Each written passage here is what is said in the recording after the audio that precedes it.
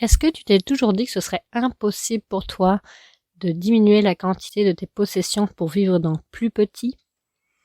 Je t'explique comment je suis passée d'une maison de 3 chambres, on vivait à 2, à un VR de 19 pieds au total, en longueur, où on vit également à 2. À tout de suite! Salut à toi, exploratrice hors sentier. Si tu cherches à créer une vie extraordinaire, à sortir des sentiers battus ou à briser les chaînes du mode survie, tu es au bon endroit. Je suis Élodie Rozoy, ta coach exploratrice. Ce podcast, c'est ton havre d'inspiration où on va repousser les limites, explorer l'inconnu et dévoiler des clés pour oser devenir la meilleure version de soi-même. Accroche-toi, car l'aventure commence maintenant. Ose, explore, deviens celle que tu rêves d'être. Bienvenue dans Explore hors sentier. Salut, chère exploratrice.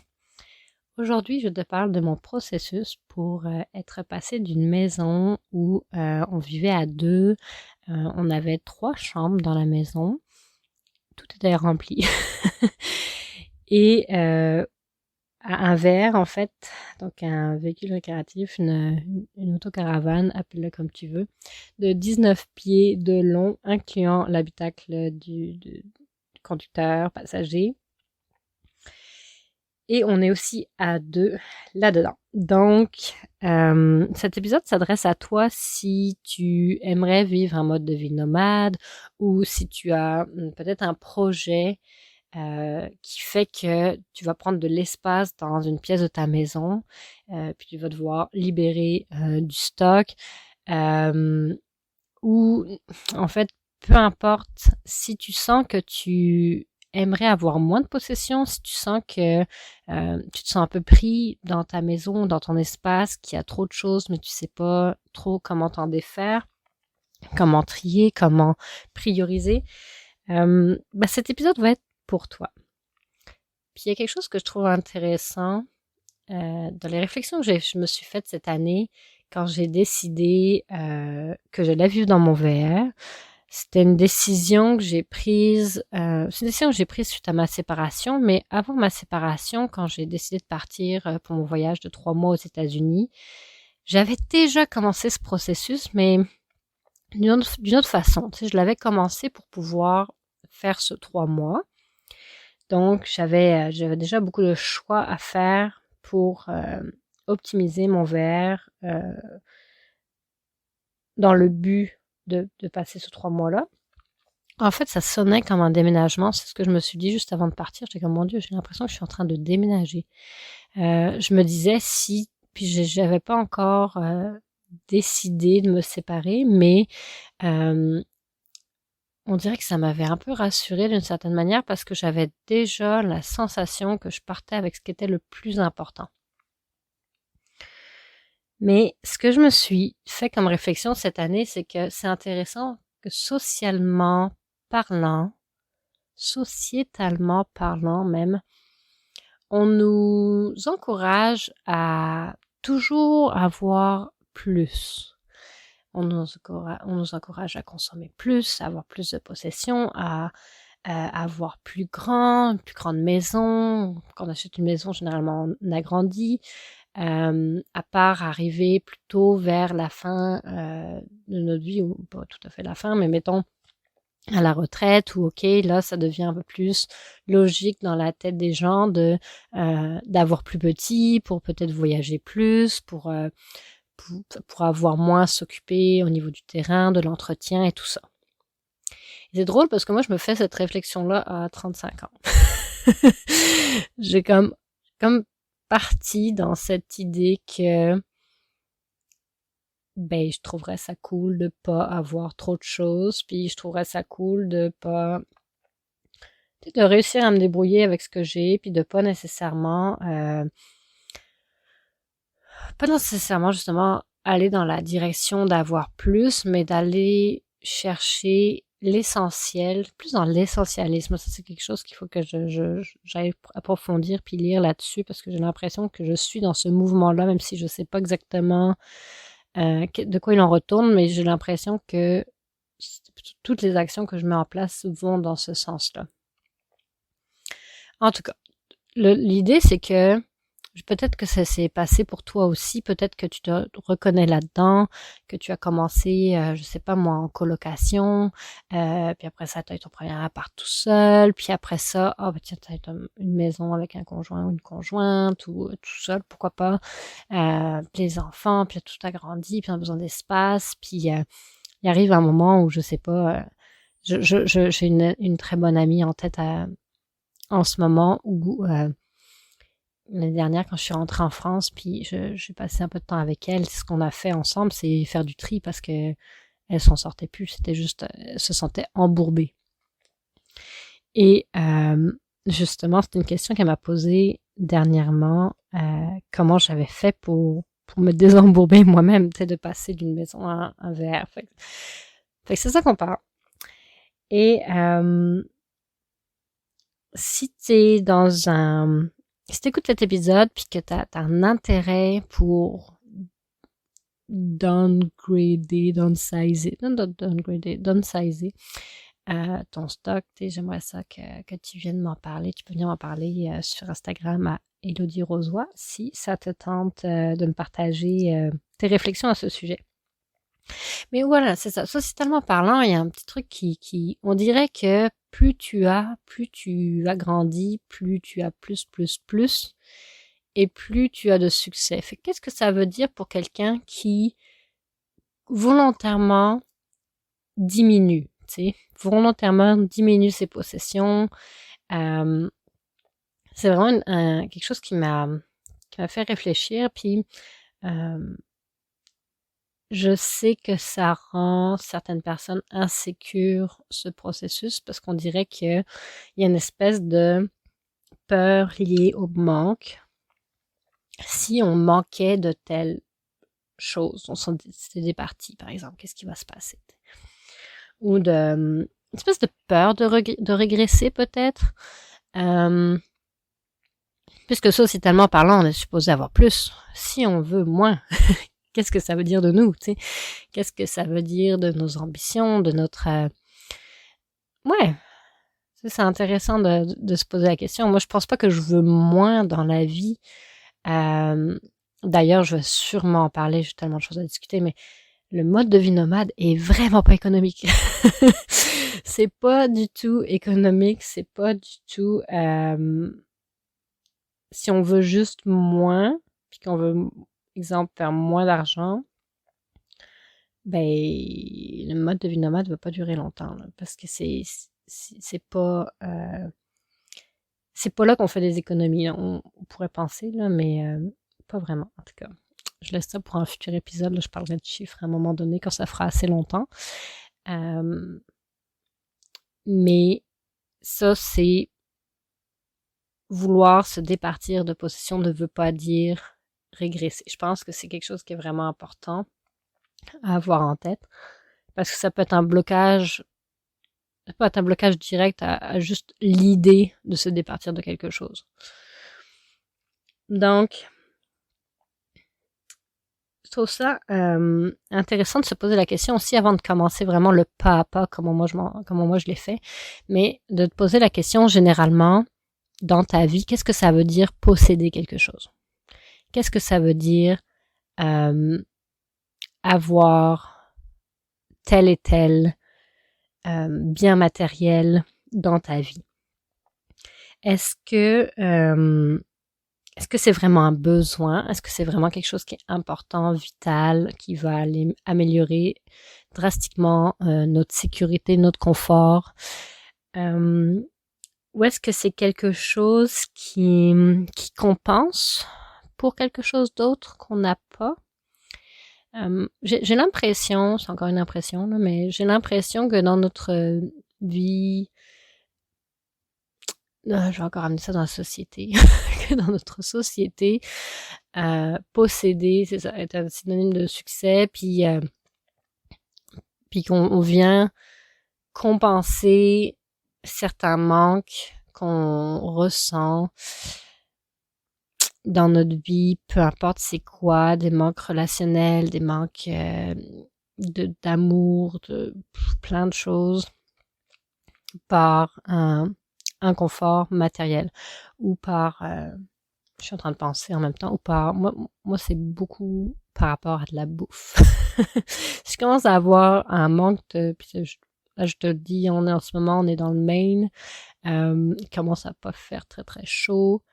Si j'ai un petit peu... Si je suis juste pas bien, tu sais, c'est juste, j'ai comme froid, je me sens comme bof, tu sais, c'est un espèce de petit temps...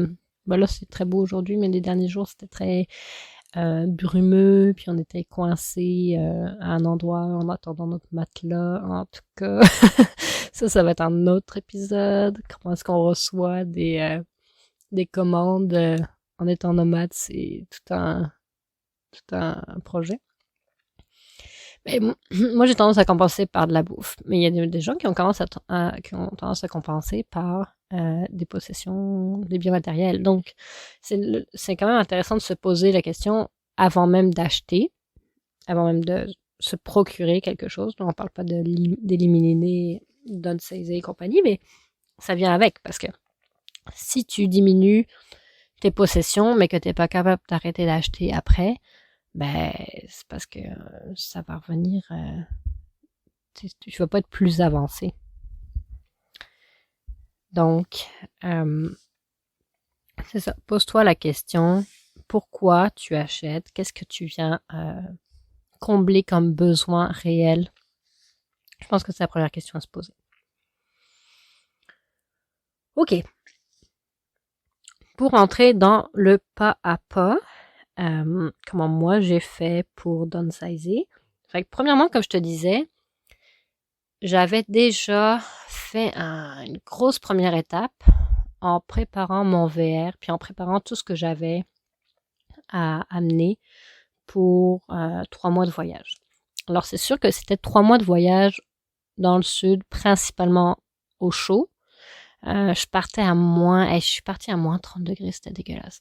Je suis partie à moins 30 degrés, les 3 premiers jours, j'ai eu très froid parce qu'en fait, ma batterie au lithium avait gelé.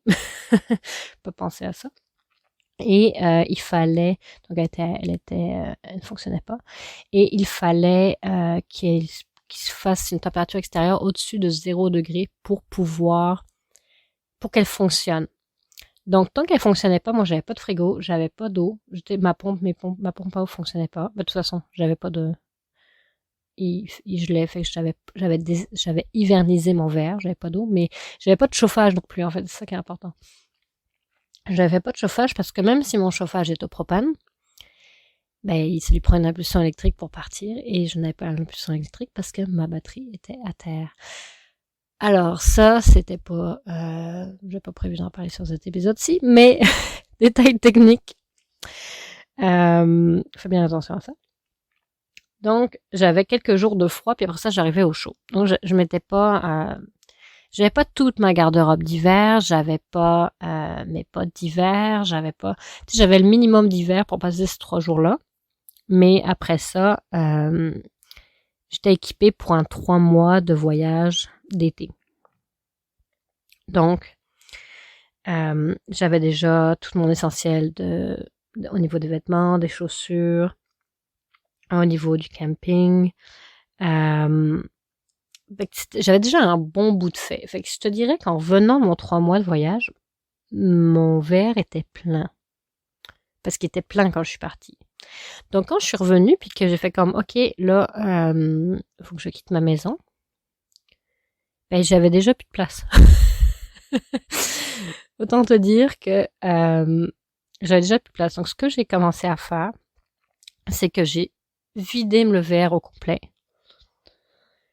Et j'ai fait un premier tri sur ce que j'avais. Parce qu'en 3 mois, je te dirais qu'il y a des items que j'avais pas utilisés. Comme j'étais partie avec mon Presto, je l'ai pas utilisé. J'étais partie avec un paquet d'affaires que je n'ai pas utilisé finalement. Fait que eux, je les ai virés. J'ai commencé avec ça. Donc j'ai commencé par faire de la place parce que je pouvais pas rentrer de nouveaux stocks en faire de la place. Ensuite, mon ex-conjointe avait fait un super bon travail de prendre tous mes vêtements, toutes mes affaires, tout ce qui m'appartenait, qui était seulement à moi dans la maison, elle l'avait mis dans mon bureau. Donc là, ça m'a aidé parce que moi, visuellement, j'avais une pièce complète et je voyais tout ce que j'avais. Donc, à partir de là, j'ai fait plusieurs piles. J'ai fait la pile à garder absolument. Autant... en fait, j'ai séparé d'abord. J'ai séparé les vêtements, j'ai séparé les chaussures, j'ai séparé par catégorie. Puis, dans chaque catégorie, après ça, j'ai fait comme, OK, qu'est-ce que je veux vraiment garder? Qu'est-ce qui est comme bof? Ce qui est bof, ça partait. Puis, qu'est-ce qui était comme, OK, c'était sûr que non. Fait que ça, c'est pour les faciles.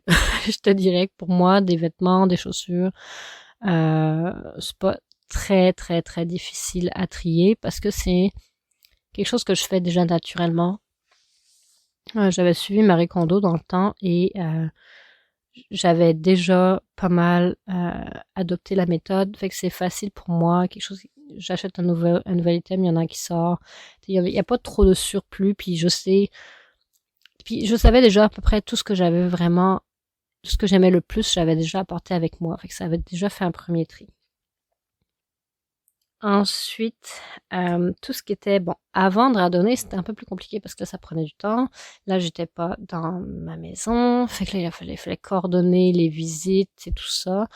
Ça s'est fait. C'est sûr qu'il y a des items que j'ai trouvé difficiles de vendre, comme mon bureau. Mon bureau Ergonoffice fait à la main à Montréal. Il monte, il s'ajustait complètement sur la hauteur. Je pouvais travailler debout et tout. C'est un cadeau que je m'étais fait dans ma première année de coaching, je pense. Je l'ai vraiment, vraiment aimé. Puis ça m'a fait de la peine. Ça m'a vraiment fait de la peine.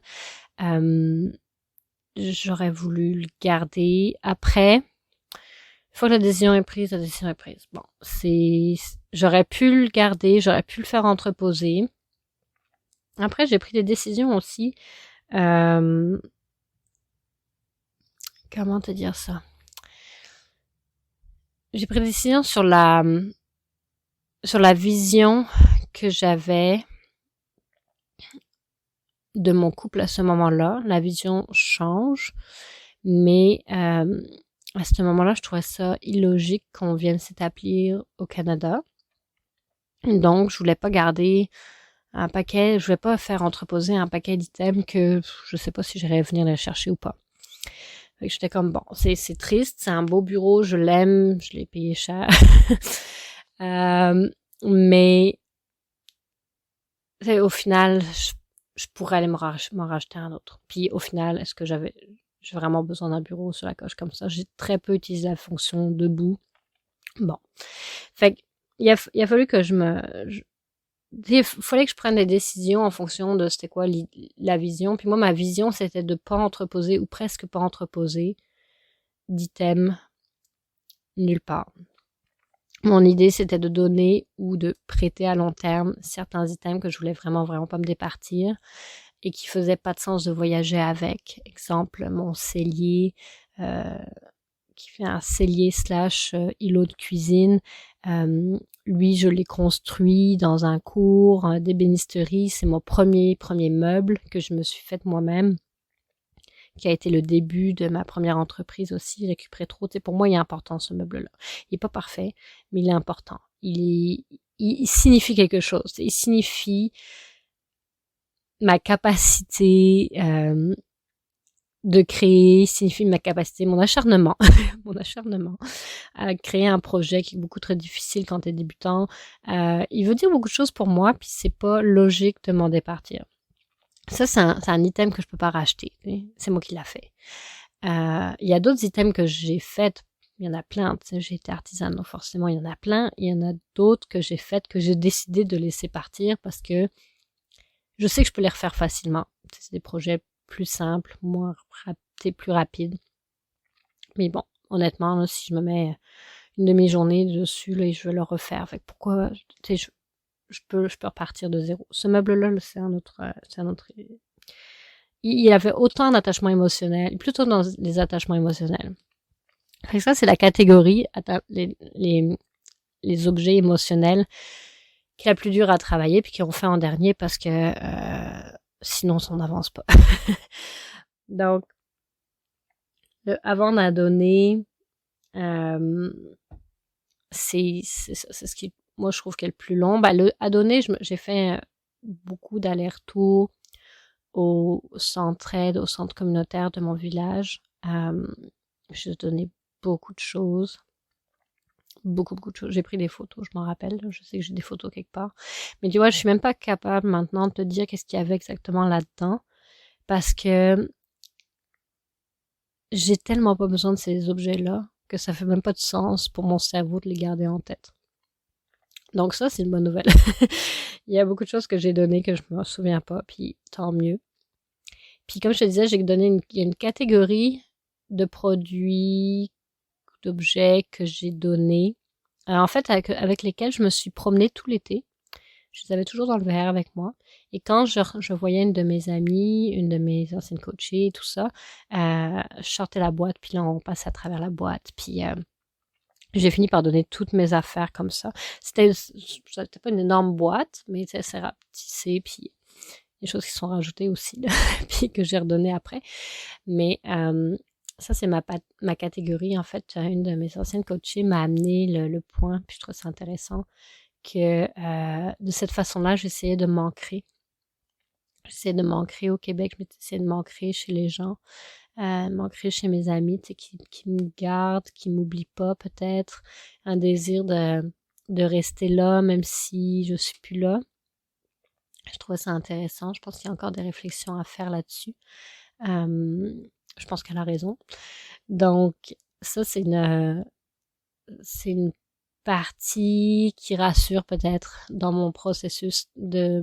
Même si je ne retrouverai pas ces items, tu sais, je les ai donnés, ils sont partis. Quelques meubles, là, comme je disais, le cellier, quelques petits trucs, moi, ce qu'ils te font, quelques décos qui sont chez une de mes amies, de mes anciennes coachées aussi, que elle me les garde. Elle m'a vraiment fait un petit espace dans son sous-sol pour que j'entrepose mon stock. Là, on parle de petites boîtes, puis ma paire de skis, puis du fameux meuble qui est dans son salon. Mais j'aurais pu me départir de ça, honnêtement, aussi. Là. J'aurais peut-être emmené le meuble, mais ça aurait pas été pratique. j'aurais fait quelque chose avec le meuble, je voulais qu'il like chez quelqu'un. Donc, tu sais, si je te fais un peu un résumé. Ah, bah attends, ce qui me manque aussi, oui, je te disais que mon verre était rempli, il a fallu que je fasse l'espace, puis il a fallu que je crée de l'espace par en dedans. Par exemple, j'ai créé des macramés avec mon ancienne coachée Dominique. On a créé des macramés pour entreposer certains objets. Parce que par exemple, moi je suis vraiment une fan finie de céramique. Ok, je pourrais acheter des céramiques là toute la journée. Là. Je pourrais en créer, je pourrais aller dans des cours de poterie toute la journée. Je veux dire, j'adore ça. Le problème, c'est que ça casse. Puis un verre, ça brasse. Là. Je sais pas si on en a pas trop conscience là, mais ça brasse. Puis surtout, si tu mets tes objets en hauteur, t'es dans des cabinets en hauteur, tout tombe, tout casse. C'est juste pas possible. Fait que j'ai créé des macramés pour entreposer mes tasses. Pour entreposer, j'ai 3 tasses exposées. Puis aussi, dans ces macramés-là, il y en a qui servent à faire des filets à oignons, des filets à légumes, des trucs comme ça. Fait que ça fait que j'ai quand même beaucoup... Puis là, c'est un exemple. Mais j'ai un exemple de ce que j'ai fait cet été. Toutes les semaines, je crée un nouveau projet pour faire plus d'espace par l'intérieur. Ce qui fait qu'une fois ma maison rentrée, littéralement, tout ce que j'ai gardé de ma maison rentré dans mon VR, j'avais plus de place physique là, qui restait dans mon VR après avoir tout déménagé que pendant mon voyage de 3 mois. Puis ça m'a fait capoter. Et je suis sûre qu'il y a encore il y a encore du potentiel. Je regarde autour de moi puis je vois encore de l'espace qui peut être exploité. C'est pas fini, là. là, je voulais attendre que mon conjoint embarque pour qu'il participe au projet parce que c'était beaucoup moi. Mais en fait, c'est ça. Quand il est arrivé, ben, il a eu de l'espace pour mettre tous ses vêtements, tous ses trucs qu'il n'avait pas avant parce que j'ai vraiment, vraiment travaillé. J'ai expansionné par l'intérieur. Un autre truc que j'ai fait aussi, c'est que en dessous de la salle de bain, il y a un espace vide qui est dans le fond en dessous de la salle de bain. Il faut, c'est comme dans une salle de bain classique, tu as besoin que tes tuyaux ils aient une certaine pente là, pour que les eaux, les déchets descendent. Ben, même affaire. Ce qui fait qu'il y a je sais pas moi, peut-être un peu moins qu'un pied, peut-être 12 pouces, 10 pouces peut-être, de hauteur, avec des tuyaux en dessous de la salle de bain. Ben, ça, j'ai rempli ça de toutes mes affaires d'hiver. Toutes mes affaires d'hiver sont dans des sacs aspirables, tout ce que j'ai gardé d'essentiel. Parce qu'on va aller en Alaska normalement, puis tu sais, on va retourner probablement l'automne prochain au Québec, puis bon, peut-être l'hiver, on ne sait pas. Fait que j'ai quand même pas, je me suis pas départie de toutes mes affaires d'hiver. Alors, quelques items, mon super manteau qui a été fidèle pendant 12 ans, j'ai eu beaucoup de peine à le voir partir, mais il prenait trop de place. Fait que j'ai gardé mon manteau de ski, que j'aime moins, mais qui prend moins de place. Mais bref, ça fait un espace qui était utilisable. Fait que j'ai tout rempli. J'ai tout rempli cet espace de toutes mes affaires d'hiver. Fait que ce qui fait que entre ça puis au-dessus du lit, j'ai des filets. Et j'ai mis tout ce qui n'est pas... en ce moment, là, j'ai mis toutes mes affaires d'été dans les filets parce que je suis rendue en automne. On va descendre toute la côte est dans le prochain mois et demi. Fait qu'il va pas faire si chaud que ça. Donc, faire de la rotation, ça fait toujours plus de place aussi. Donc, créer cet espace en dedans, optimiser. On pense souvent qu'il ne prend plus grand, mais je pense que même dans une maison, on peut totalement optimiser les espaces pour faire des espaces multifonctions, puis plus de rangements cachés. Puis moi, je crois que c'est vraiment possible. Puis j'ai toujours été très intéressée par le phénomène des mini-maisons pour ça, pour l'aspect optimisation. Je pense qu'on peut faire ça dans n'importe quel espace. Donc, après, si tu te demandes est-ce qu'il y a des choses qui me manquent dans ce que j'ai donné ou vendu, oui. Je t'ai parlé de mon Presto tout à l'heure. Mon Presto me manque. Il nous serait vraiment utile en ce moment. Puis je trouve que ça peut être une décision judicieuse cette fois-là. Après, ça se rachète. Donc, on va voir. On va aller magasiner ce qui va nous correspondre le plus à nos besoins pour cuisiner et au propane et sur le feu, des trucs comme ça. Je cherche des vêtements. Tu sais, je suis comme convaincue que j'ai gardé telle jupe, telle affaire. Dans le day-to-day, j'en ai pas besoin, mais on fait une date de temps en temps, puis là, je suis comme, je mettrais ça. Ben, je l'ai plus. Donc, bon. Mais c'est pas grave, là. Tu sais, c'est juste que ton cerveau, il a tellement été habitué de voir ça dans sa garde-robe que il cherche, là, il sait pas ce qu'il est. Fait que j'espère que ça t'a aidé, j'espère que ça t'a guidé. Fait que je te refais le résumé parce que j'ai parlé beaucoup quand même. Fait que, en gros, c'est de commencer par regarder l'espace que tu as pour avoir ton stock. Après ça, je te dirais de peut-être l'optimiser. Moi, c'est arrivé à la fin, mais tu peux déjà optimiser cet espace en partant, mais je trouve que c'est plus facile de le faire une fois qu'on a les objets en tant que tel. Donc, regardez l'espace dont tu disposes. Ensuite, partir de tout ce que tu as, les catégoriser, parce que sinon tu vas te sentir un petit peu dépassé. Les catégoriser, puis commencer par ce qui est le plus simple, comme je te dirais, les vêtements, pour moi c'est le plus simple. Les vêtements, les chaussures, les articles de cuisine, les articles de salle de bain. Et on a tellement d'affaires qui ne servent à rien là-dedans.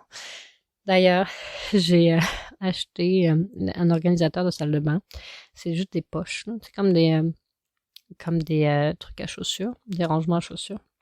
J'ai mis toute ma pharmacie là-dedans par catégorie. Je trouve ça super cool.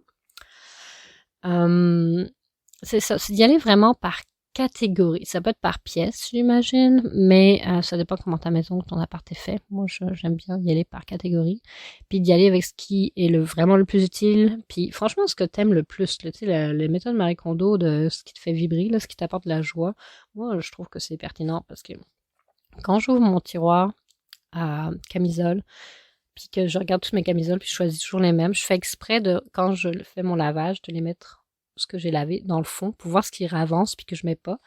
Ben, c'est parce que j'ai pas mis en 2-3 mois, c'est parce que je la mettrai pas, là. Tout simplement, en fait. On en garde des affaires qui nous servent pas. Ou qu'on n'a pas qui nous servent pas, mais que finalement on veut pas vraiment mettre. Donc, d'y aller de cette façon-là. Puis, les tankas, les tankas,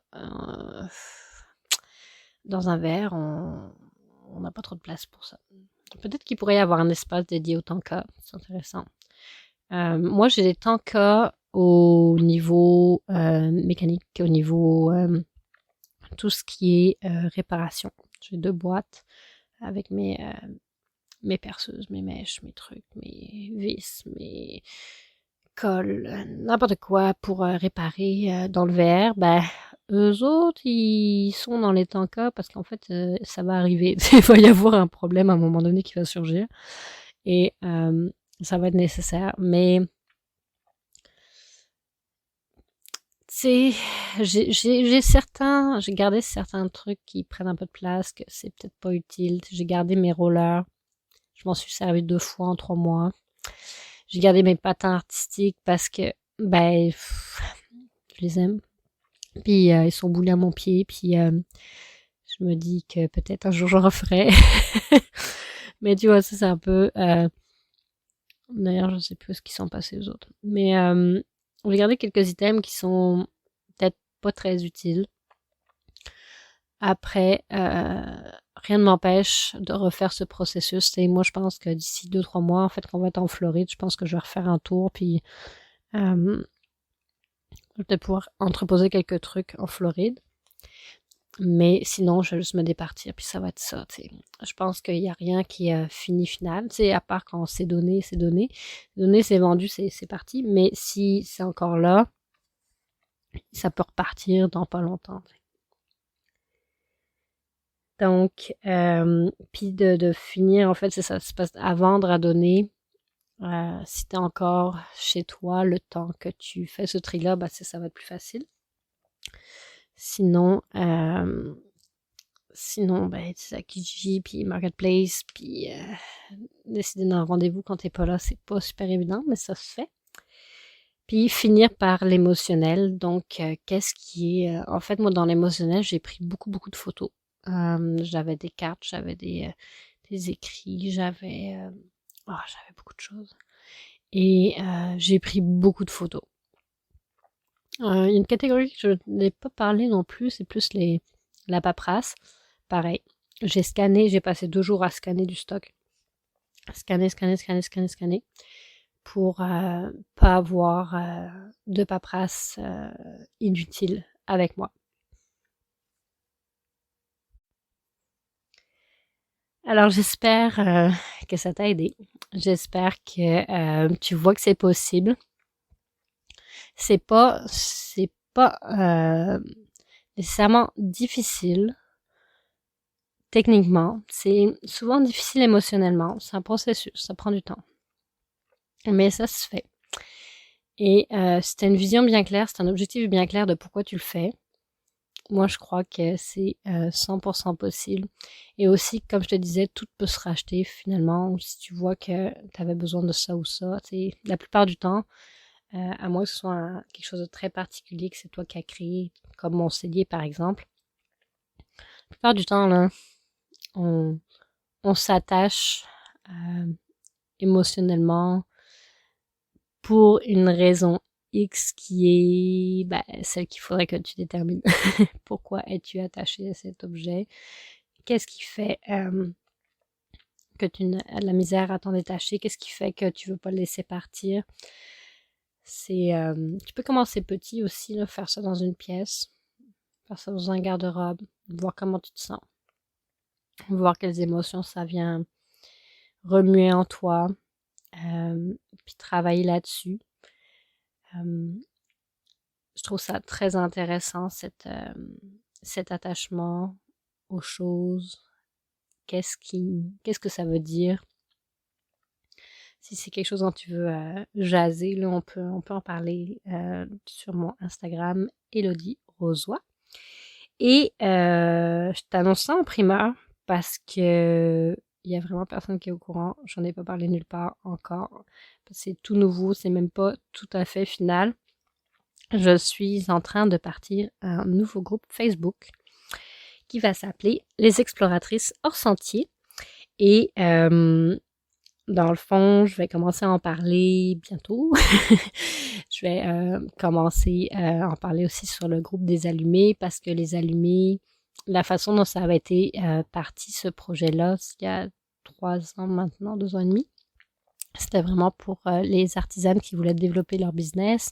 Et quand j'ai fait tranquillement pas vite mes transitions, ben là je me dis waouh, c'est un beau groupe, mais qui est vraiment intéressé par ce que j'ai à dire maintenant sur ce groupe-là, puis ça m'intéresse pas de parler à des fantômes, fait que je veux repartir à zéro, ce qui est aussi un sujet intéressant à discuter dans un podcast. Repartir à zéro quand on a mis autant d'efforts dans son marketing dans les dernières années, quand on a mis autant d'énergie. C'est très intéressant. Fait que c'est quelque chose que je vais discuter éventuellement. Donc, tu peux me retrouver sur le groupe Les Exploratrices hors sentier. Tu vas trouver ça en recherchant dans les groupes dans Facebook. Tu vas voir qu'il y a personne sur le groupe présentement parce qu'il n'est pas lancé. Mais ça me fait plaisir de t'accueillir. Si tu as écouté cet épisode et que tu veux qu'on en jase plus profondément sur un domaine plus public que dans le privé, dans mon Instagram. Fait que voilà, je suis vraiment contente d'avoir partagé cet épisode avec toi, d'avoir partagé une tranche de mon processus avec toi. Fait que au prochain épisode, on va parler de est-ce que tu t'en demandes trop? C'est une question qu'une de mes allumées m'a posée, pas m'a posée à moi, mais a posée sur son Facebook dans les derniers mois et j'avais dit que j'en parlerais. Donc, je vais t'amener ce sujet-là la prochaine fois. Fait que à bientôt, chère exploratrice!